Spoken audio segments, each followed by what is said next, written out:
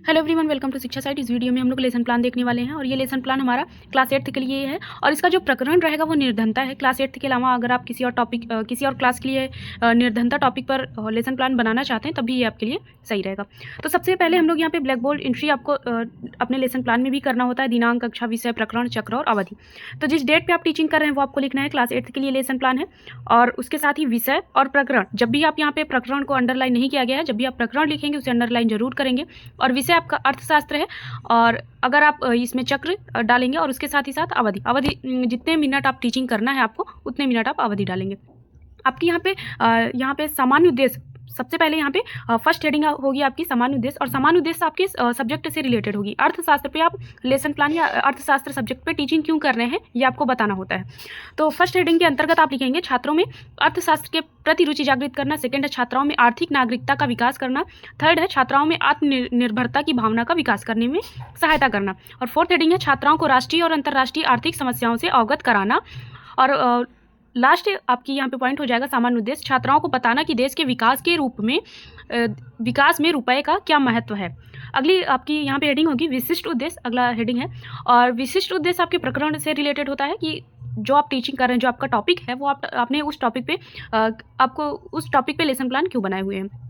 तो छात्राओं को निर्धनता के विषय में अवगत कराना, छात्राओं को निर्धनता के विषय में बोध हो सकेगा। और थर्ड पॉइंट है छात्राओं को निर्धनता के विषय में ज्ञान प्राप्त सकारात्मक दृष्टिकोण विकसित हो जाएगा। और सहायक सामग्री टीचिंग एड्स आप यहाँ पे लिखेंगे, चॉक, डस्टर, सैम्पट, रोलर, बोर्ड, पॉइंटर आदि। और अगर आप यहाँ पे टीचिंग करते टाइम या लेसन प्लान के लिए कोई भी आप TLM ले जा रहे हैं तो आप उसको भी यहाँ पे सहायक सामग्री में उसको लिखेंगे। अगला आपको पॉइंट हो जाता है पूर्व ज्ञान। तो पूर्व ज्ञान में आप लिखेंगे सभी छात्राएं निर्धनता के बारे में सामान्य जानकारी रखती हैं।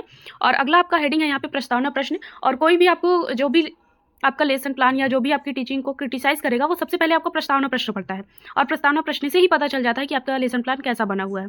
तो यहाँ पे प्रस्तावना प्रश्न जो भी पहला प्रश्न पूछेंगे और छात्र अनुक्रिया में जो भी आप आंसर लिख रहे हैं उसी से रिलेट करके आपको अगला प्रश्न पूछना होता है। जैसे यहाँ पे पहला प्रश्न पूछा गया है, भारत की ज़्यादातर जनसंख्या कहाँ रहती है। तो भारत की ज़्यादातर जनसंख्या जो है वो उत्तर प्रदेश में रहती है। तो उत्तर प्रदेश यहाँ से आई, इसी उसको उठा के हमने अगला प्रश्न बना लिया। उत्तर प्रदेश में अधिकतर लोग किस व्यवसाय में हैं। तो उत्तर प्रदेश में अधिकतर लोग कृषि व्यवसाय में हैं और कृषि व्यवसाय आए, इसी से अगला हमने प्रश्न उठा लिया। कृषि व्यवसाय से हमें क्या प्राप्त होता है। तो कृषि व्यवसाय से हमें धन प्राप्त होता है। जिसके पास धन नहीं होता है उसे क्या कहते हैं। तो समस्यात्मक प्रश्न हो जाएगा। तो या तो आप यहाँ पे समस्यात्मक प्रश्न लिखेंगे या इसे डैश करके छोड़ सकते हैं। अगला आपका हेडिंग है उद्देश्य कथन। और उद्देश्य कथन के बाद ही आप ब्लैक बोर्ड पे लिखेंगे कि आपका टॉपिक क्या है। उद्देश्य कथन, छात्राओं आज हम लोग निर्धनता के विषय में विस्तार पूर्वक अध्ययन करेंगे। और जब आप निर्धनता बोलते हुए आप अपने प्रकरण को ब्लैक बोर्ड पर लिखते हैं और उसे अंडरलाइन आपको ब्लैक बोर्ड पे भी जरूर करना होता है। और अगला है यहाँ पे स्पष्टीकरण और इसके अंतर्गत आप प्रस्तुतिकरण भी लिखेंगे। इसमें आपको शिक्षण बिंदु, छात्र अध्यापिका क्रिया, क्रम संख्या, छात्र अनुक्रिया, श्यामपट्ट कार्य और कहीं किसी कॉलेज में बोला जाता है शिक्षण विधि आपको लिखना है। तो अलग से श्यामपट्ट कार्य के बगल में आप शिक्षण विधि का भी कॉलम बना लेंगे। और शिक्षण बिंदु में निर्धनता का अर्थ, तो 3 से 4 उसमें आपको यहाँ पे लिखना होता है। छोटे छोटे खंडों में आपको बांट के स्पष्टीकरण करना है। और एक स्पष्टीकरण के बाद में आपको बोधात्मक प्रश्न भी पूछा जाता है। और कहीं ये किसी कॉलेज में बोला जाता है कि स्पष्टीकरण के पहले आपको विकासात्मक प्रश्न भी पूछना है। तो यहाँ पे नहीं बोला गया था और किसी कॉलेज में पूछा जाता है तो आप निर्धनता से आपको टॉपिक लाना है, प्रस्तावना प्रश्न से रिलेट करके आप यहाँ पे पूछ सकते हैं। निर्धनता से हमारा अभिप्राय है जीवन, स्वास्थ्य व कार्य कुशलता को बनाए रखने हेतु न्यूनतम उपभोग आवश्यकताओं की योग्यता से होता है। तो यहाँ पे छात्राएं ध्यानपूर्वक सुनेंगी और श्यामपट्ट कार्य आप यहाँ पे लिख देंगे और निर्धनता के बारे में जो भी आप स्पष्ट कर रहे हैं। ध्यान ये देंगे कि किसी विद्यालय में ये भी बोला जाता है श्यामपट्ट कार्य आप कॉलम ना बना के अलग से ब्लैक बोर्ड आप यहाँ पे पेस्ट करेंगे, तो उसे भी आप कर सकते हैं। अगला है, आगे आप यहाँ पे क्लियर करेंगे, भारत में ग्रामीण क्षेत्रों में प्रतिमाह उपभोग 328 रुपये से कम तथा शहरी क्षेत्र में 454 रुपये से कम है तो उसे निर्धन कहा जाता है। और यहाँ पे छात्र छात्राएं ध्यानपूर्वक सुनेंगे। आगे है निर्धनता से क्या अभिप्राय है प्रश्न।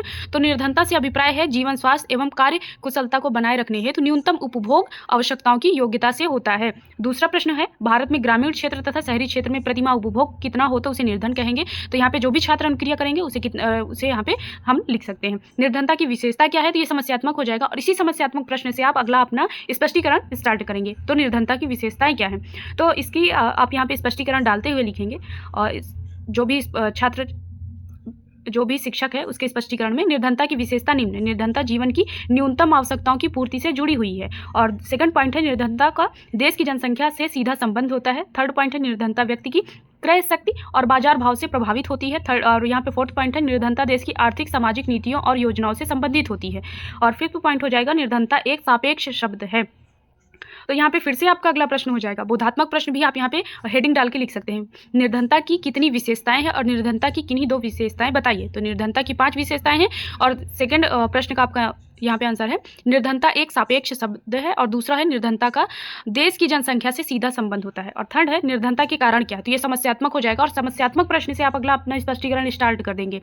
और शिक्षण बिंदु में आप लिखेंगे निर्धनता के कारण, आगे आप लिखेंगे भारत में निर्धनता के निम्न कारण है। आर्थिक कारण, जननांकी कारक और सामाजिक कारण, राजनीतिक कारण, व्यक्तिगत कारण और शैक्षिक कारण।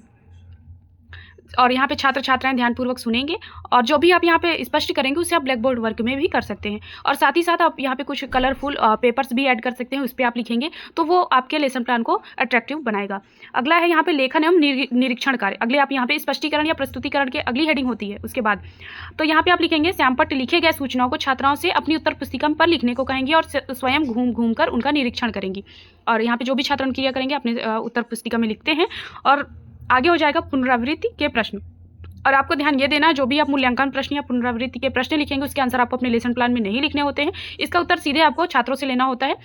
तो निर्धनता से क्या अभिप्राय है। सेकंड आपको प्रश्न निर्धनता के कारणों को बताइए, निर्धनता की कितनी विशेषताएं बताई गई हैं, निर्धनता की किन्हीं 2 विशेषताएं बताइए।